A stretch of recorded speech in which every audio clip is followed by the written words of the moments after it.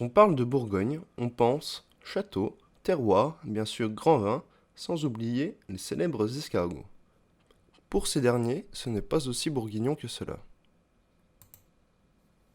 Alors, un escargot de Bourgogne est un escargot sauvage avant tout. Donc, c'est une espèce d'escargot, l'escargot dit de Bourgogne.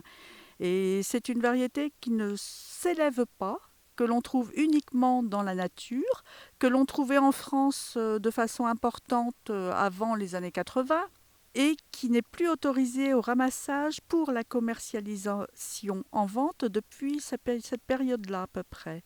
Maintenant, le ramassage est à date au mois de juillet pour les particuliers ou pour une consommation familiale uniquement. Donc tous les escargots de Bourgogne qui sont consommés en France ou vendus en France viennent des pays de l'Est. Ils ne sont aucunement français étant donné que le ramassage en est interdit. Là, ce que j'élève donc sur mon exploitation, ce sont des escargots. Donc l'Helix aspersa maxima, c'est l'escargot dit gros gris qui lui est un escargot d'élevage.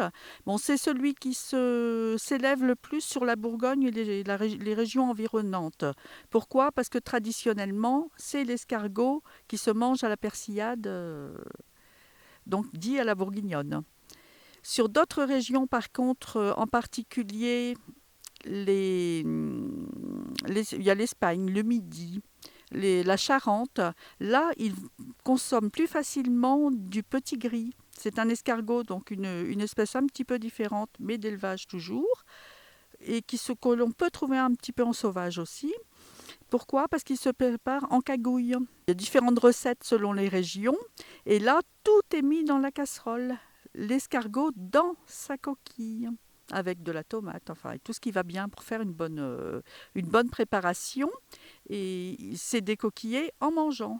Alors qu'en Bourgogne, ben, la tradition veut que l'on ait la chair d'escargot, que l'on recuisine ou en coquille à la bourguignonne traditionnelle, ou dans des petits biscuits, des fromentines.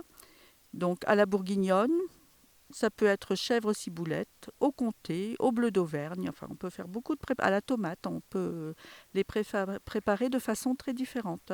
Alors l'escargot gros gris à l'origine donc est originaire du Maroc. Le petit gris aussi. Pour élever des escargots, on commence par, comme pour tout projet, faire une étude pour la viabilité du projet, rencontrer ses confrères sur le secteur pour voir s'il y a toujours une place à prendre, ce que j'ai fait, si tout le monde peut travailler. Et ensuite, on fait une demande pour entrer en école spécialisée, étant donné que ça s'apprend. Pour ma part, j'ai suivi la formation, donc j'ai validé le BPREA au CFPPA de Château-Farine à Besançon. Donc c'est une école où on apprend beaucoup de théorie, comment se pratique l'élevage, beaucoup en théorie hors période, et comment les cuisiner. Il faut également valider tout ce qui est protocole sécurité alimentaire. Donc ça englobe l'élevage, la préparation, la transformation, toutes les normes d'étiquetage, etc., d'emballage pour être dans les clous, pour transformer et commercialiser par la suite. L'école dure un minimum de 8 mois et demi et peut durer une année. Donc pour entrer à l'école donc professionnelle, il faut montrer déjà une grande motivation comme dans tous les métiers, parce que le métier d'héliciculteur est quelque chose de très chronophage et de chronophage tout simplement, très prenant. Les tâches sont complexes, donc il faut aimer beaucoup de choses. On peut aimer élever et ne pas aimer cuisiner. On peut aimer cuisiner, pas élever et pas faire les marchés ou la commercialisation. Non, il faut vraiment maîtriser les 3 ou 4 métiers, facettes du métier. Et pour entrer à l'école, le niveau bac est demandé. Une fois le diplôme en poche, c'est mettre en place la recherche de fournisseurs pour tout ce qui est matériel. Donc contacter, c'est un domaine spécifique, donc le matériel est spécifique également. Donc rechercher les fournisseurs, faire des devis, faire des devis du matériel qu'il nous faut, faire les montages de parc et tout préparer jusqu'à ce que les petits arrivent, soient prêts à mettre en parc. Et en général, la mise en parc se situe au niveau du 15 mai, après les Saintes Glaces. Donc, en attendant, il faut préparer la terre, faire ses semis si on veut semer, si on ne garde pas l'herbe d'origine, prévoir le bois. Donc, aller chercher, j'ai choisi, pour mon élevage d'escargots, j'ai choisi de le faire en traditionnel avec des doses. Donc, je suis allée les chercher entières à la scierie. Il a fallu mettre la tronçonneuse en route pour les couper, pour les tailler, faire de la soudure pour monter les supports de mangeoires de parc. Après, monter le grand Mikado. Sur un de mes parcs, le bois représente 200 mètres carrés. Pour vous donner une idée, donc c'est aussi beaucoup de manutention automatiquement, beaucoup de travail de préparation en amont. Après, on met les petits en parc. Quand on les a achetés, ce qui a été le cas la première année, donc chez un naisseur, chez un professionnel qui vendait les naissins d'escargots, donc tout petits, de quelques jours. Et cette année, donc sur le début de ma deuxième année d'élevage, j'ai gardé des reproducteurs en fin d'année dernière, en fin de saison. Donc je les ai sélectionnés, provoqué une hibernation et conservé en hibernation.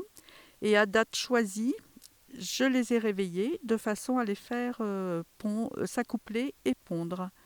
Bon, c'était une découverte en sachant que ce n'est pas toujours simple d'y arriver et ma première année a été concluante. Je faisais un test d'essai. Par sécurité, j'avais quand même contacté un confrère pour me garantir un nombre d'escargots au cas où ça ne marche pas, ce qui pouvait être le cas. Et finalement, j'ai peuplé une bonne partie de mes parcs et j'ai vendu pratiquement ce que j'avais acheté. De la naissance à l'assiette, donc à la consommation. Au début, il y a la phase de reproduction. Donc la ponte des œufs, les escargots donc s'accouplent. Ensuite ils pondent. Il y a des pontes à prélever dans les pondoirs et à mettre en incubation. Et quand les petits sont éclos, j'attends quelques jours et je les mets en parc. Une fois que mes parcs sont peuplés, je dois être vigilante à beaucoup de choses. Qu'ils aient suffisamment d'humidité pour sortir, étant donné que l'escargot se déplace et mange quand il peut se déplacer, c'est-à-dire quand il a de l'eau, quand les supports sont mouillés, donc le bois. Donc c'est une vigilance à avoir selon les températures, selon la période. Donc l'escargot dort la journée, se bloque sous les planches, donc il se protège à cette époque-ci de la chaleur. Donc il se colle bien sur le bois pour rester au frais, à l'abri ou dans la végétation. Quand l'humidité, la fraîcheur revient, ou un peu d'arrosage, ce qui est le cas pour les faire sortir un peu plus vite ce soir, ils commencent à sortir pour se déplacer et ils vont chercher à se nourrir. Ou les plantes qui sont semées dans mes parcs, donc tout ce que j'ai semé, ou de l'aliment, un complément que je mets à base de farine de blé, de maïs et de calcium. Par rapport au monde extérieur, il y a plusieurs dangers. Un manque d'hygrométrie suffisante les empêche de se déplacer. Donc il provoque ce qu'on appelle une estivation. C'est l'hiver, il hiberne, il se bloque, il se protège en formant une peau, une opercule sur la coquille. Et l'été, il peut faire de même, elle est un petit peu plus fine et ça s'appelle une estivation. Et dans ces cas-là, il bloque sa croissance, il ne mange plus. Donc il fait un blocage et un retard de croissance. Si ça se produit de trop sur la saison complète, je peux avoir un escargot qui n'arrive pas à terme. Donc pas assez gros, pas adulte, pas bordé. Donc la vigilance est à apporter en premier lieu sur l'humidité, le couvert végétal que l'on met en place.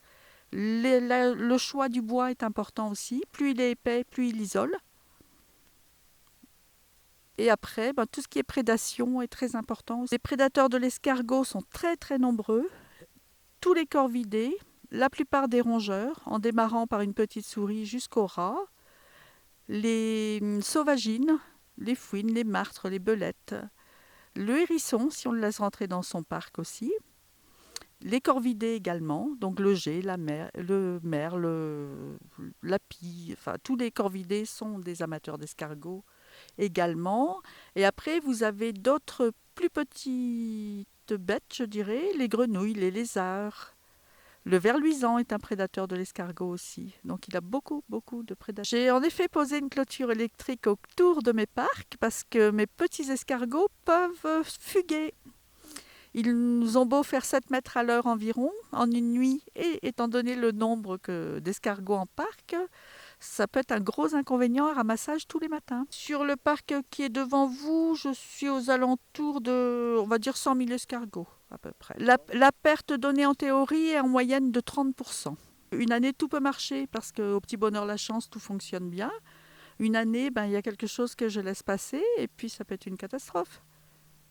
Il faut se dire qu'en élevant les escargots, on vit avec la nature. Donc on est d'abord tributaire de la nature. Et il s'agit d'un élevage, c'est-à-dire d'un animal dont on s'occupe tous les jours, que l'on observe, que l'on surveille, pour qu'il grandisse bien, qu'il finisse de belle taille dans l'assiette. Un animal doit être bien traité, doit manger à sa faim, doit avoir ce qu'il lui faut, les besoins essentiels tout simplement. Pour le consommateur, je prépare différentes recettes d'escargots. À la bourguignonne traditionnelle en coquille, donc en coquille et rencoquillée dans leur coquille. En fromentine, donc à la bourguignonne toujours, avec une recette de persillade, de beurre à la bourguignonne que je poche sur l'escargot. Au comté moutarde, chèvre ciboulette, bleu d'Auvergne. Donc ce sont mes premières recettes, sur ma première année.